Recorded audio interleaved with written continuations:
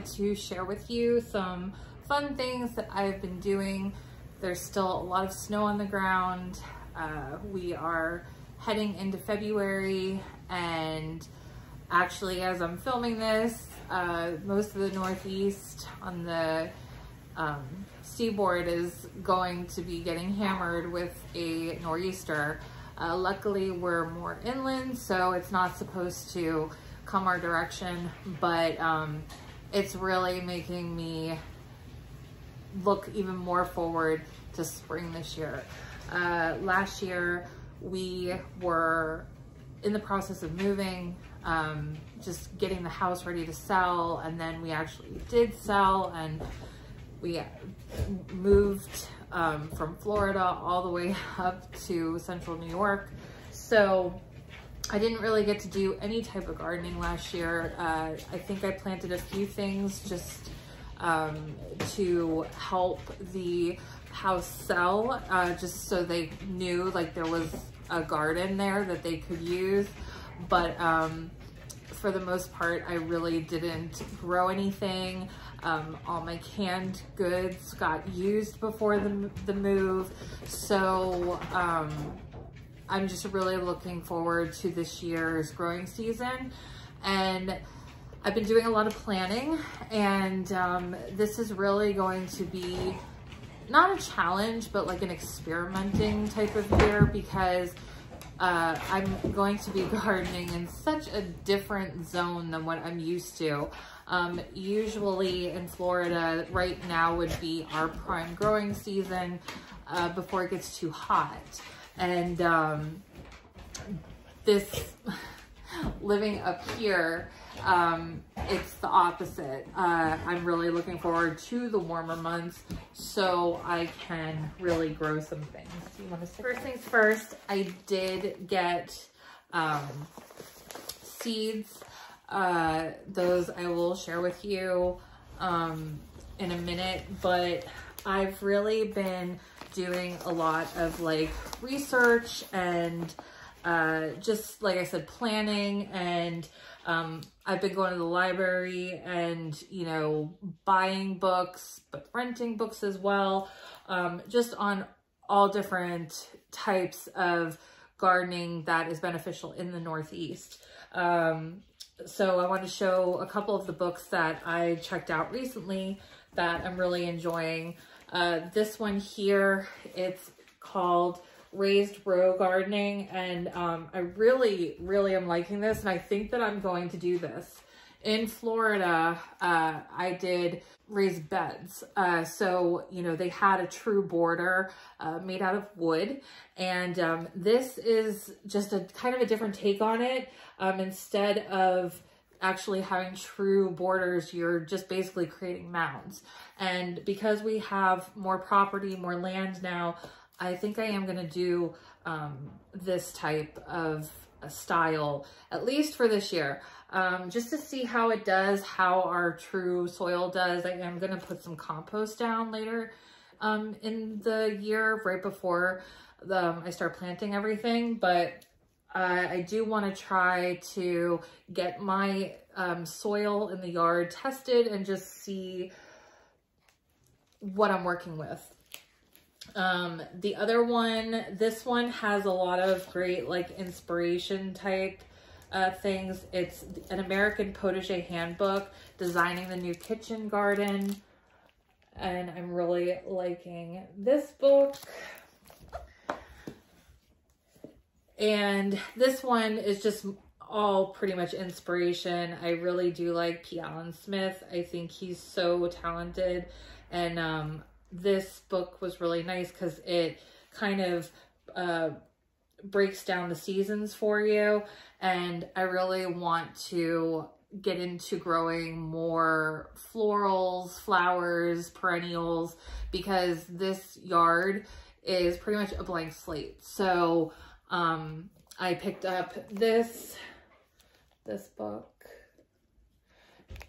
and you know, I'm enjoying this book too. And honestly, the library is a great resource. Like, yeah, you can, you know, watch videos and you know, look at blogs and just Google and all that kind of stuff, but actually having something like tangible in your hand that you can like flip through, for me at least, I feel like it sticks better. And I don't know, I've really been enjoying, especially this time of year when we really can't do anything outside other than, you know, winter sports or, you know, playing in the snow. It's nice to have the library as a resource, go check out a few books and then return them and keep going. So that's really what I've been up to. Also, I have been doing a lot of seed ordering. I know that this year in particular, I don't know how my older seeds are going to be doing because they were in storage for a little while. And I'm not sure, you know, if the air conditioning was working. Usually I store them in kind of like this apothecary type, little like chest type of thing with a bunch of drawers, and I have them organized that way. And because we were moving and because, you know, it was a pod in transit, I'm not sure how the germination rate is going to be. So I wanted to go ahead and order some things just so I had fresh seed in. I still am going to try to use my old seed, but I'm not sure, you know, maybe everything's fine and I'll just have, you know, even more. But I just wanted to make sure that I did order the seeds that I wanted. So I really spent all of January placing my orders for the things that I wanted that maybe I don't have, or, you know, a different variety of something before they sold out. So only 2 companies have shipped. The first one I've actually never used before, but came recommended because they are pretty local. I mean, they're in New York. They're they kind of cater to varieties that are, you know, pretty good in this climate. It's an order. I placed an order for some seeds from them. And then I also have a really large order from Baker Creek. And I've ordered from Baker Creek many times, and they're great heirlooms. I really love, you know, you can find some really unique type of seeds from them. Some of the things that I ordered from I actually already planted. They're mostly violas. I really do want to get into some edible flowers to grow in my potager, herb garden, kitchen. And so I wanted to do some violas, especially because we're going to be making lots of goat cheese with our goat's milk. And I thought it would be really nice to add some color into those along with, you know, the herb mixtures that we're flavoring them with. So, so first I'll go through the Fruition Seeds because it's the smaller packet. And these I'm really excited to try out because, like I said, I've never ordered from them before, but because they are local, I thought that these varieties actually might do better here than the ones that I already had. So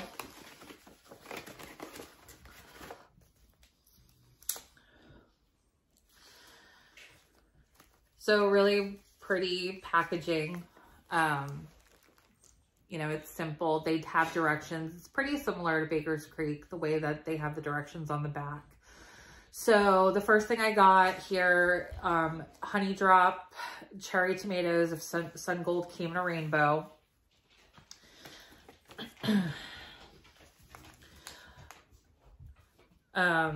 Calendula edible petals. These are also great for skincare and making salves with, or tinctures.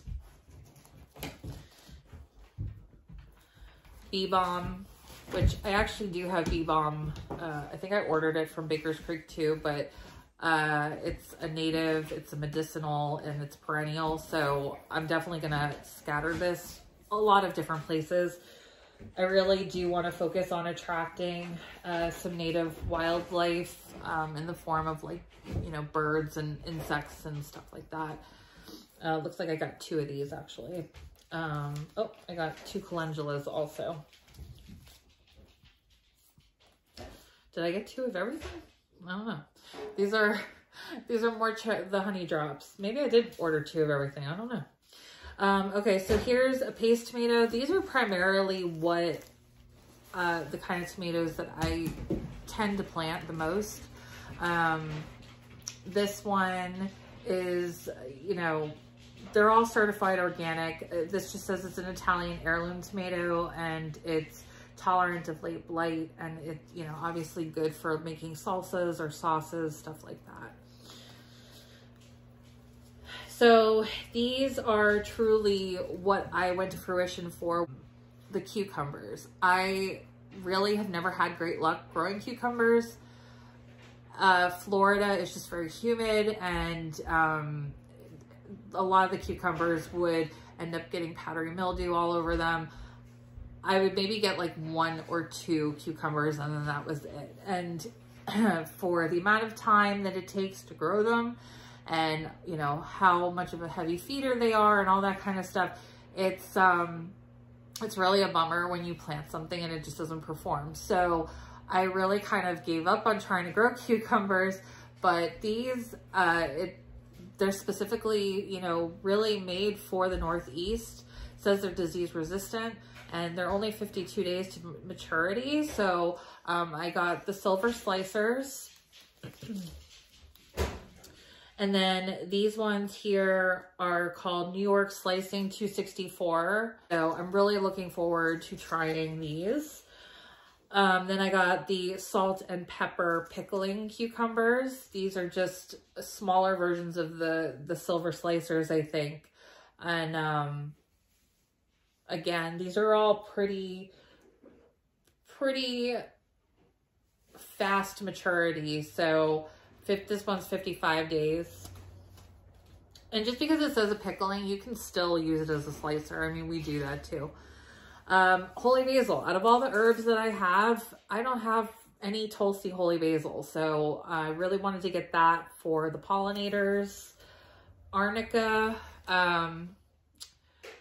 Arnica is great at using for pain relief. You know, as a massage therapist, we used a lot of products that had Arnica in it. It's just a natural, it's just got a lot of good natural properties instead of like taking like a medication. So if you suffer, you know, from aches or pains, arthritis, stuff like that, Arnica is really good. You can make a salve out of it.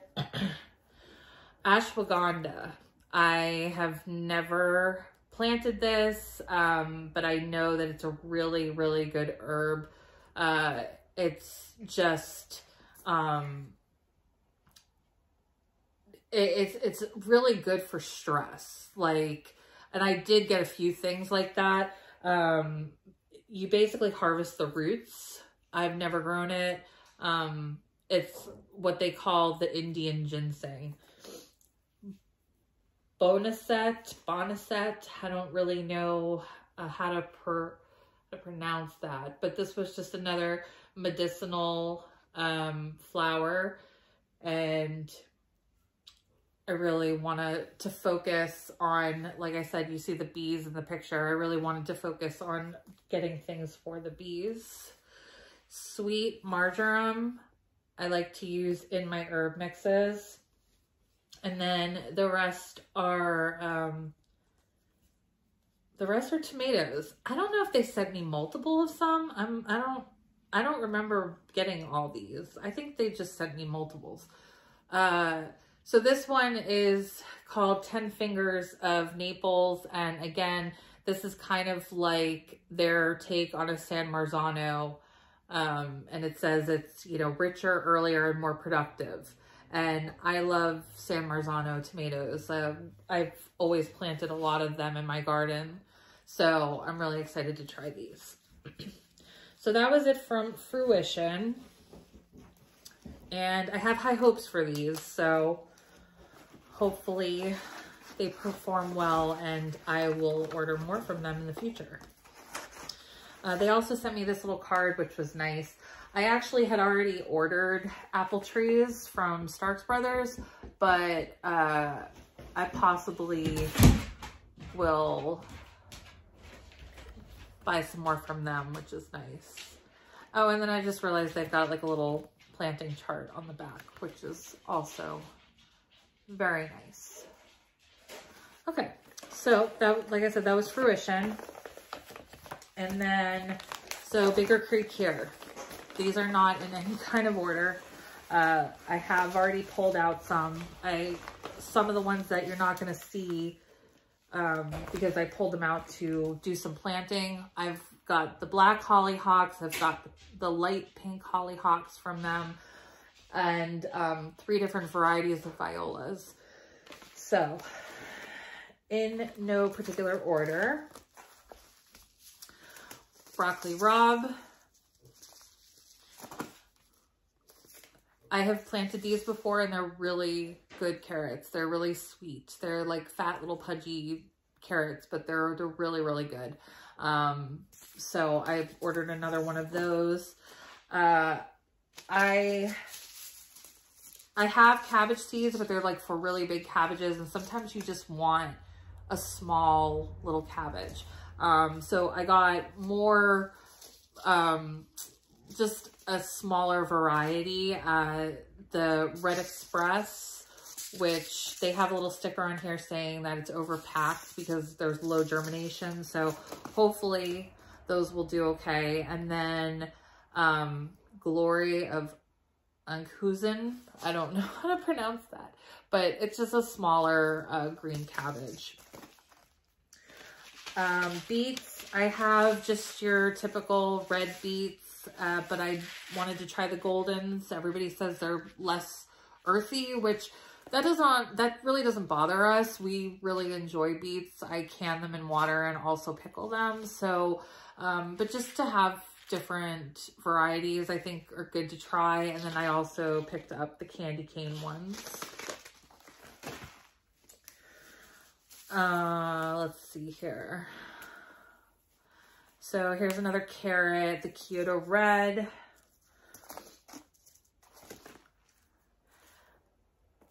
Black strawberry tomatoes. They're little cherry tomatoes. I thought those looked good.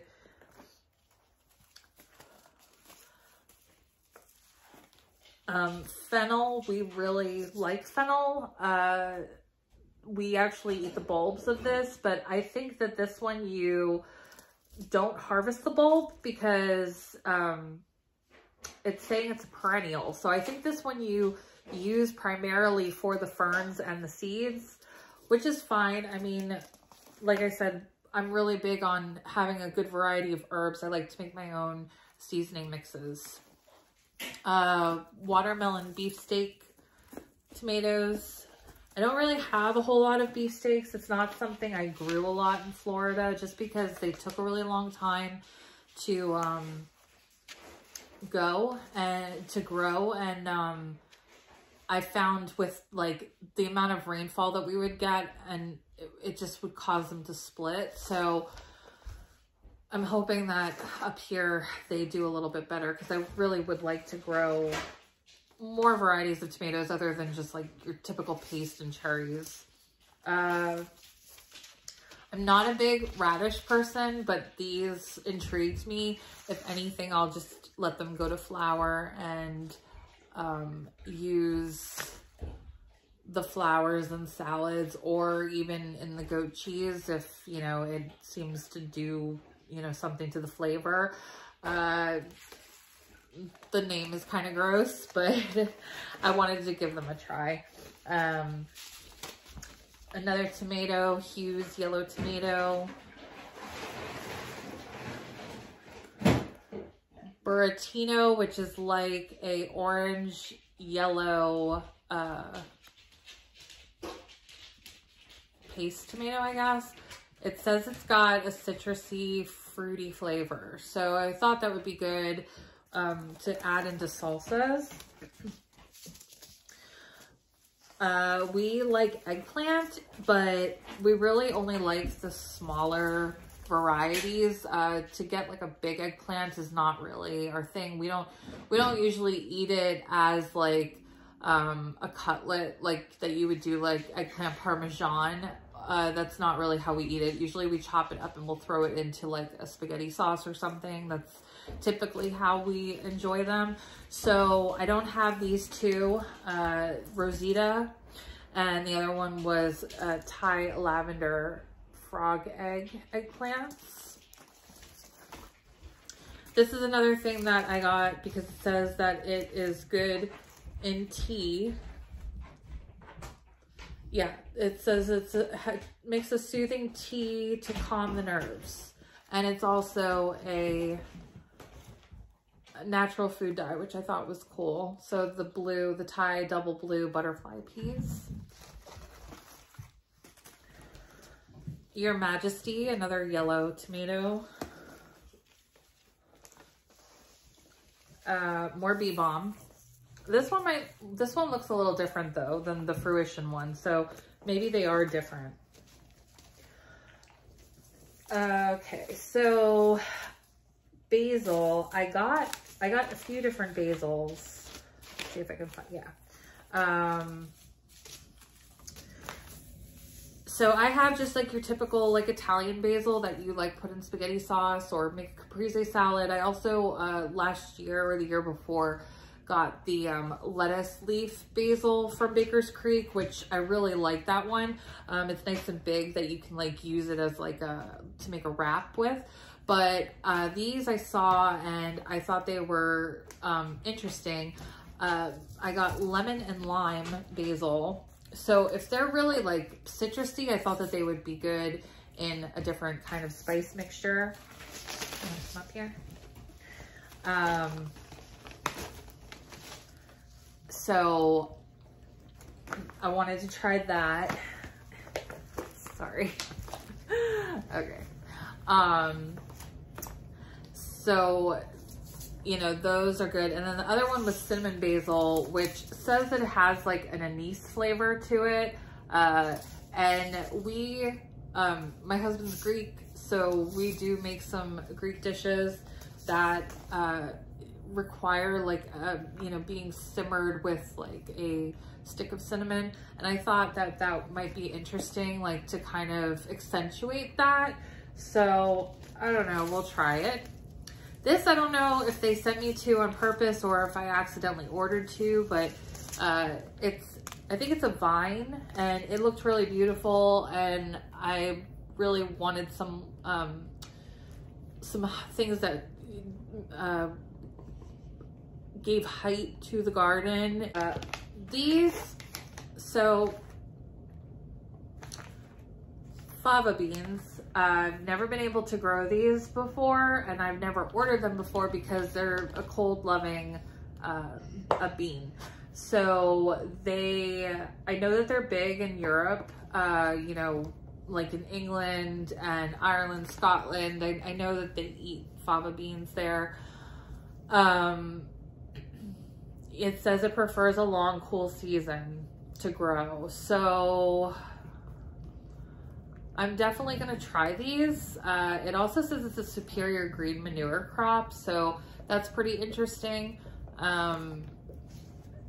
If you make your own compost or do like a chop and drop type of situation, these would probably be good to add if you can grow them.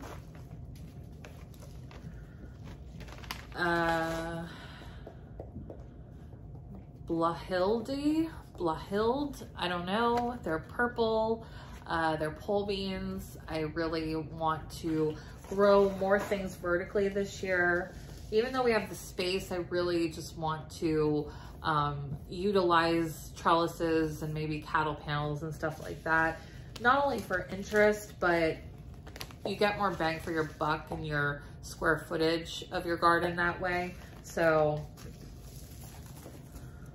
and also it's easier on your back. I mean, who are we kidding here? Honey nut squash. So we're not huge squash eaters, but I liked that these are so small. They're like individual serving size type squashes, Gomphrenias, just because they're pretty and I want to obviously add some nice flowers. This is another really beautiful climber that I'm excited about. I've never seen Black-Eyed Susans in this color combination. It's like plum and peach and apricot. So I really hope that these do well because I just imagine them growing up the barn and I just think it's gonna be beautiful. Here's more edible flowers, nasturtiums. I don't have ones that are in this vibrant fuchsia color, so I think that these will be really lovely, and they're really good. If you like arugula, you'll like nasturtiums because they have that spicy peppery bite, and they're really good to add to salads. And I even last year made vinegar out of them. I saw it on the Baker Creek website. I think you could make vinegars, and I was like, oh, I've got nasturtiums in the garden. So I went out there and I did it, and it was actually really tasty. So horehound I got, I actually already have this and I didn't realize it, but this herb is really good at making tincture. Like if you've got a cold or a cough, tickle in your throat, it's really good for that. A couple of other things. So I got these things just because they were like super cute and I couldn't resist. Anything that's like tiny or, you know, miniature sized, I kind of am drawn to it. So these two lettuces, the Little Gem and the Tom Thumb, they're itty bitty. I just thought they were super cute and I wanted to go ahead and try those. And then I also got miniature, the bok choy. And my daughter is a huge Asian food fan. She makes ramen at home and all that kind of stuff. So that'll be perfect for her. Another really beautiful heirloom tomato, the orange accordion. Another lettuce, May Queen. This is kind of like your butter crunch, butterhead type lettuces that are good for like lettuce wraps, adding to sandwiches. So 2 flowers, I got the Bells of Ireland, which is like a classic. I had these in my wedding, like all the decorations had Bells of Ireland in them, and I'm half Irish, so I really love these. And then these I thought were really pretty, the Canterbury Bells, tall spikes of long-lasting bell-shaped flowers. So they just looked really beautiful. I'm really drawn to anything that is like cottage garden style because that's really how I garden. I like things that are like just kind of look like you just threw seeds out there and they grew. This was just purely out of interest. They're the 1500-year-old cave beans, and they kind of are like a cross between a kidney and a black bean, I guess. I thought that the story was really interesting, that they were found in an archaeological site. So I was like, well, that's pretty cool. So I wanted to give those a try. And then more calendula, just a different variety. And then this probably seems like an odd thing to buy. And I didn't want a whole lot of it because I know that it spreads, but I mean, there's a good amount of seed in here. We are going to have like a mini orchard going in, and if you saw previous videos, you know that we got some geese when we got up here, and the geese are going to be living in the orchard area. There's a little pond over there, and I know that Clover is really good at fixing nitrogen. So my idea was to kind of use this as an understory in the orchard around the berry bushes and the grapes and the trees. And also because geese love grasses and legumes and stuff, I figured that this would be good for them too. And I believe when I was researching that the red clover is okay for goats as well. I'm not going to give them a whole bunch of it, but as like a little treat, you know, just to give them like a little boost of, you know, forage or whatever.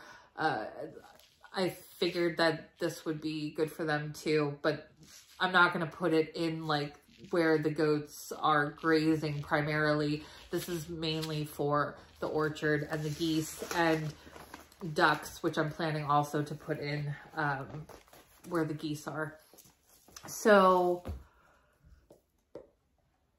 whenever you order seed from Baker's Creek, they give you free seeds, and every time I've ordered, it's always been something different, which is kind of fun. And it's usually stuff that like you're not gonna pick out yourself. This time they actually gave me 2 free seeds, probably because it was such a big order. But so I got another kind of cucumber, which I don't know if I'm gonna plant this year, just because I got the ones from Fruition that are supposedly really good for our area. So I might just kind of keep this one in the back burner for now. It says it's good for slicing and pickling. It's just kind of like a standard, looks like a greenhouse type of cucumber. So it's a good seed to have, but I don't think I'm going to grow that this year. And then this one, I probably will grow just because I'm interested in what this is. I've never bought this. I have seen people grow it, but I don't know what it tastes like or really anything about it. It's Mizuna. And it says that it's really good for you, delicate flavor. It says it's heat and cold tolerant. So, I mean, I might go ahead and plant some just to see if anything they'll, we have guinea pigs, so if anything, they'll eat it definitely because they love greens. So, that's pretty much it for now. I have placed orders also for some more seeds I got from Johnny's, which is kind of, it's usually my go-to. Even though I love Baker Creek, I really like Johnny's seeds. And I have a lot of their seeds, and I've always ordered from them in the past. So I'm waiting on that shipment to get here. And then I think I ordered sunflower seeds from a site that I had never heard from before. I think it was called like Sensational Sunflowers or something like that. I'll have to find it. And then I also ordered from Starks, which that's not going to be coming until we're ready to put the stuff in the ground. But when the other seeds come in, I'll do another video and I will share with you what I ordered with Starks. I'll just read it off on the computer just so you have an idea of what we're planning to put in our orchard on year number 1. One of the things about growing an orchard or berry bushes or fruit trees, and it was something that I wish I had done sooner in our old house, was it's an investment and they're gonna take a long time to really start producing. And I didn't do it right away when we moved in. Number 1, my desire for a garden was not as strong in the beginning as what it is now. I really started to fall in love with it about 7 years ago, and we lived in our house for 10 years. So,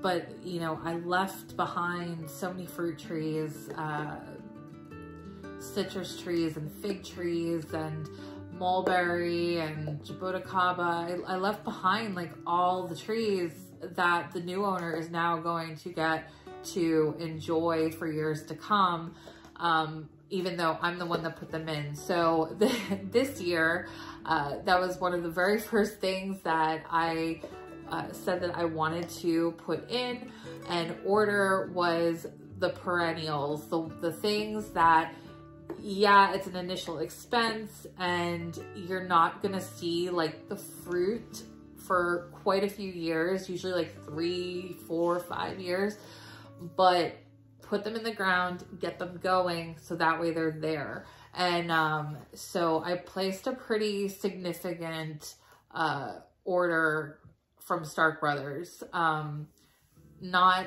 didn't go crazy, but it was kind of like the things that I knew that we wanted and that we had talked about putting in. So I'm really excited about that order when it gets here. But again, that's probably not going to be till like March and April. But like I said, when the other seeds arrive, I will share those with you too. And until then, I hope you're having a good January and spring is just around the corner, and I will talk to you soon. Bye guys.